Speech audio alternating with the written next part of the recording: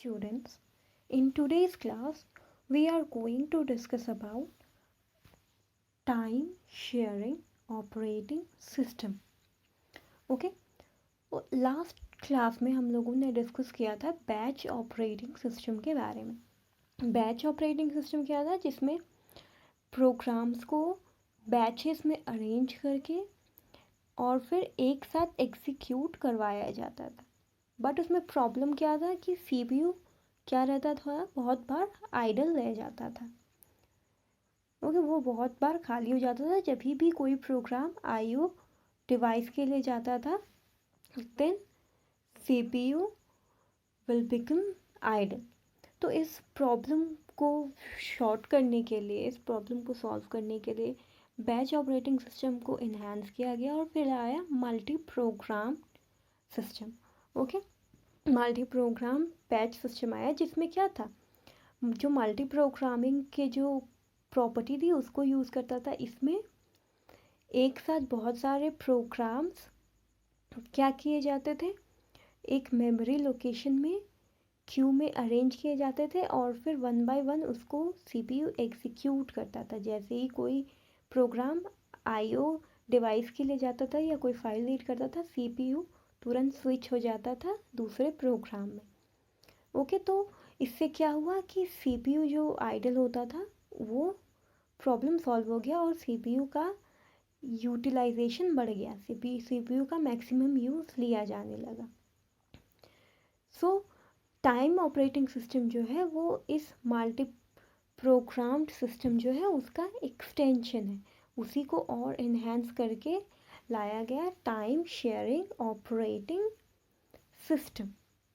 Okay, and this type of system allows many users to share the computer resources simultaneously. Okay, इसी को हम लोग multitasking system भी बोलते हैं. मल्टीटास्किंग और टाइम शेयरिंग सिस्टम जो है वो एक्सटेंशन है मल्टी प्रोग्रामिंग का. और इसमें क्या होता है, एक साथ बहुत सारे यूज़र्स कंप्यूटर के रिसोर्सेज को, कंप्यूटर के सीपीयू को साइमल्टेनियसली यूज़ करते, एक साथ यूज़ करते हैं. कैसे? तो सीपीयू जो है, कंप्यूटर का जो प्रोसेसर है, उसका जो टाइम है वो शेयर हो जाता है अमंग मल्टीपल यूजर्स साइमल्टेनियसली. ठीक है, तो टाइम शेयरिंग क्या है? Time sharing is a concept in which time of processor is shared among multiple user. अगर सीपीयू का टाइम जो है वो बहुत सारे यूजर्स में एक साथ शेयर हो रहा है सब में, ठीक है, उसका एक लिटिल अमाउंट ऑफ टाइम सब में शेयर हो रहा है, देन इसको बोला जाता है टाइम शेयरिंग. अब कोई एक टाइम शेयरिंग ऑपरेटिंग सिस्टम जो है वो CPU scheduling and multi programming के प्रॉपर्टी को यूज़ करता है. इन दोनों कॉन्सेप्ट को यूज़ करता है और उसके बाद हर यूज़र को, जितने भी यूज़र कंप्यूटर को यूज़ कर रहे हैं, उसको एक small portion of time provide करता है. Okay, multi programming that means वो सारे प्रोग्राम्स को एक वर्चुअल मेमोरी में स्टोर कर देगा, एक क्यू में अरेंज कर देता है. एंड सीपीयू शेड्यूलिंग से, जिसमें सीपीयू का एक स्मॉल अमाउंट ऑफ टाइम सबके बीच में शेयर हो. ठीक है, एक किसी भी मेथड में, किसी भी एल्गोरिदम को यूज़ करके वन बाय वन वो सबके साथ शेयर हो उसका टाइम. तो इन दोनों कॉन्सेप्ट को यूज़ करके टाइम शेयरिंग ऑपरेटिंग सिस्टम क्या करता है, हर एक यूज़र को एक small portion of time, equal small portion of time जो है वो प्रोवाइड करता है. ठीक है, जिससे क्या होता है, मल्टीपल जॉब जो है वो इम्प्लीमेंट होने लगते हैं एक साथ और उन सब के बीच में सीपीयू का स्विचिंग होने लगता है. उन सब में सीपीयू वन बाय वन सबको अलॉट होने लगता है और सब में स्विच करने लगता है. बट ये जो स्विचेस है, ये जो सीपीयू एक यूज़र से फिर दूसरे यूज़र को मिल रहा है, ये स्विचेस जो है वो इतने फ्रिक्वेंटली होते हैं, इतने रैपिडली ये स्विच होते हैं वन यूज़र टू अनदर, कि बहुत ही छोटा टाइम, जो बहुत ही little amount of time slot मिलता है हर एक यूज़र को. ठीक है, एक बहुत ही स्मॉल पोर्शन ऑफ टाइम मिलता है हर एक यूज़र को फॉर एग्जीक्यूशन ऑफ प्रोग्राम. ठीक है, जिससे क्या होता है सारे प्रोग्राम्स एक साथ रन करने लगते हैं और सारे यूज़र को ये इम्प्रेशन मिलता है कि ये जो प्रोसेसर है वो उन्हीं के पास है। उनको ये रियलाइज़ ही नहीं होता है कि सीपीयू जो है वो दूसरे किसी यूज़र को, दूसरे किसी प्रोग्राम को अलॉट भी हुआ था। वो इतने कम टाइम के लिए होता है और वो लगता है कि वो पूरा का पूरा उनका अपना ही सीपीयू है और जितने भी यूज़र है वो प्रोग्राम से इंटरेक्ट करते हैं जब तक वो प्रोग्राम रन करते रहता है। ये स्विच जो है सीपीयू जो एक यूज़र से दूसरे यूज़र में, एक प्रोग्राम से दूसरे प्रोग्राम में स्विच कर रहा है, जो शेड्यूल हो रहा है वो इतना जल्दी होता है कि यूज़र जो है वो प्रोग्राम के रनिंग स्टेट में ही उससे इंटरेक्ट करता है। फिर से प्रोग्राम रन करता ही रहता है और सीपीयू वापस से उसके पास लौट के आ जाता है उसी यूज़र के पास। ओके, तो ये रियलाइज़ ही नहीं होता है कि सीपीयू का अलोकेशन दूसरे यूज़र को या दूसरे प्रोग्राम को हुआ भी था। और इस तरीके से एक साथ मल्टीपल यूज़र एक बार में सीपीयू को यूज़ कर सकते हैं। कैसे? उनके सीपीयू के शेड्यूलिंग के साथ उसके स्मॉल पोर्शन ऑफ टाइम उसको मिलता है और इससे वो उसको यूज़ कर लेते हैं। ओके, इसको हम लोग डायग्राम से समझते हैं। अगर ये सीपीयू है, ठीक है, एक टाइम शेयरिंग ऑपरेटिंग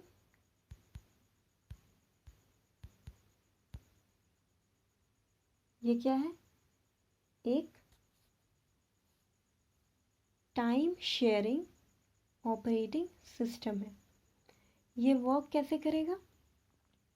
सपोज यहाँ पे जॉब 1 है, ठीक है, यूज़र 1, यूज़र 2, यूज़र 3। सीपीयू का एक छोटा सा टाइम सबको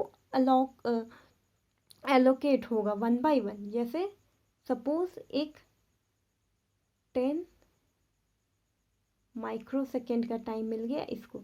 10 माइक्रो सेकेंड में ये रन होना शुरू हुआ, उसके बाद सीपीयू चला गया इसके पास। 10 माइक्रो सेकेंड में ये रन हुआ, फिर चला गया इसके पास। 10 माइक्रो सेकेंड में ये रन हो रहा है। अब क्या है, ये रन हो ही रहा है, तब तक वापस सीपीयू लौट के इसके पास आ गया। ओके, अब इसी बीच में अगर ये यहाँ पे आ रहा है 10 सेकेंड इसको दिया, अब हो सकता है 2 या 3 माइक्रो सेकेंड में इसको कुछ काम पड़ गया कि कोई आउटपुट डिवाइस का या कोई फाइल रीड करने का, तो ये चला गया उस डिवाइस के पास। और फिर जैसे ही ये वहाँ पे गया, सीपीयू तुरंत फिर से चला गया इस वाले यूज़र के पास और इसको वापस से एग्जीक्यूट करने लगा। तो इस तरीके से जब तक भी प्रोसेसिंग कंप्लीट ना हो जाए सीपीयू स्विच करते रहता है। अब सपोज अगर इसका एग्जीक्यूशन कंप्लीट हो गया, ये फिनिश हो गया, तो ये जो है वो इन्हीं दोनों के बीच में स्विच होता रहेगा। ओके, इस तरीके से एक साथ बहुत सारे प्रोग्राम स्विच होते रहते हैं। अब इसके एडवांटेज क्या है? तो टाइम शेयरिंग के एडवांटेज है कि ये जो है वो क्विक रिस्पॉन्स देता है। मतलब एक यूज़र ने प्रोग्राम सबमिट किया और उसको तुरंत उसका आंसर मिल गया, उसके लिए रिस्पॉन्स तुरंत मिल गया, उसको वेट नहीं करना पड़ा। ओके, तो जो ड्यूरेशन है प्रोग्राम सबमिट करने का और उसके रिगार्डिंग एक्शन लेने का, तो रिस्पॉन्स टाइम जो है वो बहुत ही इसमें शॉर्ट होता है, इसीलिए यूज़र को क्विक रिस्पॉन्स मिलता है।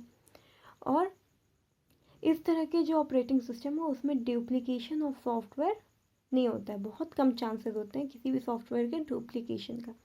और उसके साथ ही सीपीयू का आइडल टाइम जो है वो भी रिड्यूस होता है, क्योंकि जैसे ही सीपीयू आइडल हुआ, वो फ्री हुआ, वो दूसरे प्रोग्राम को एलोकेट हो गया। तो सीपीयू बहुत क्या है, कम टाइम के लिए आइडल होता है, चांसेस नहीं रहते, ना के बराबर रहते हैं उसके आइडल होने के। डिसएडवांटेज क्या है टाइम ऑपरेटिंग सिस्टम के, कि इसमें रिलायबिलिटी का थोड़ा सा प्रॉब्लम होता है, ये थोड़ा कम रिलायबल होता है। इसमें सिक्योरिटी और इंटीग्रिटी जो है वो एक प्रॉब्लमेटिक एरिया है इस ऑपरेटिंग सिस्टम में, क्योंकि इसमें बहुत सारे यूज़र जो है उसको एक साथ यूज़ कर रहे हैं, बहुत सारे प्रोग्राम एक बार में रन हो रहे हैं, ठीक है। और लोग अलग अलग तरह के अपने अपने डेटा इन्फॉर्मेशन अगर शेयर कर रहे हैं तो इनमें क्या है, सिक्योरिटी जो है वो एक क्वेश्चनेबल एरिया है इस ऑपरेटिंग सिस्टम के लिए। और बहुत बार जो डेटा कम्युनिकेशन है वो भी इसमें प्रॉब्लम अकर होता है, क्योंकि ऑब्वियसली मल्टीपल यूज़र्स इसको यूज़ कर रहे हैं, इसलिए कभी कभी डेटा कम्युनिकेशन में प्रॉब्लम होता है। ओके, तो अभी मैंने बताया था कि ये जो है batch multi programmed batch operating system का एक एक्सटेंशन है। अब दोनों में मेन डिफरेंस क्या है? तो मेन डिफरेंस ये है दोनों में कि जो मल्टी प्रोग्राम्ड सिस्टम होते थे, ओके, मल्टी प्रोग्राम्ड सिस्टम जो होते थे उनको उनका जो मेन फोकस था वो क्या था? वो था to maximise the use of CPU. ठीक है, सीपीयू के यूज़ को, यूटिलाइजेशन को मैक्सिमाइज करना। ठीक है,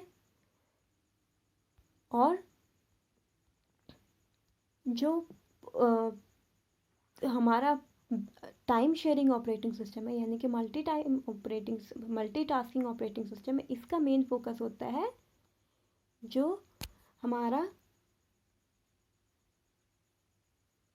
रेस्पॉन्स टाइम होता है। ठीक है, वो टाइम पीरियड जिसमें सीपीयू कंप्यूटर सिस्टम या सीपीयू रेस्पॉन्स करेगा किसी भी टास्क के लिए, मतलब टास्क को सबमिट करने और उसके लिए आंसर देने का, उसका आंसर देने का या उसको एग्जीक्यूट करने के बीच का जो टाइम इंटरवल होगा।